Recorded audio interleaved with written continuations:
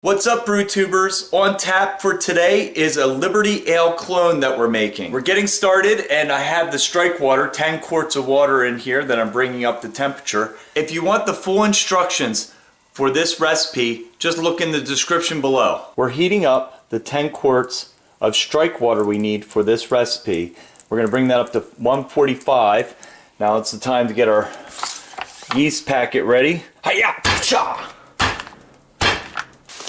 Okay, this is 10 pounds of grain going into my mash tun.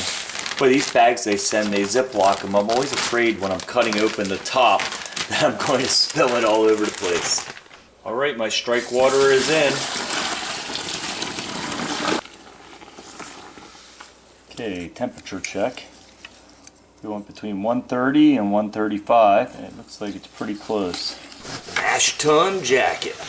I've used this system for years. I have trouble going to a new system because I've been doing this for so long and it's just worked so well. Let me show you what I'm doing now. Now that I have the protein rest working, I'm starting to heat up my Sparge water, which is 5 gallons, and then over here is 5 quarts of water that I'm going to bring to a boil, and this is what I'm going to add to my mash to get it up to the mash temperature. If you watch my videos, you know that I like to do two-step infusions for my batches.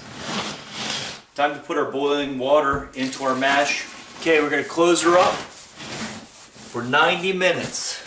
Our mash is done, and now we are going into the sparging. So I use the same mash jacket to keep the 170 degree water warm, and then it goes down in here into my Sparge arm, and then right into the brew pot. And I like to keep the lid on the brew pot a little bit like this, just to make sure no dust or anything gets in there. I have dogs too, so I don't want any dog hair to get into it. So that's how I get my Sparge on. We have our wort to a rolling boil now, and I added the Cascade, which was 7 AAU of Cascade with the alpha acid on this Cascade that turned into 1 1/8 ounces.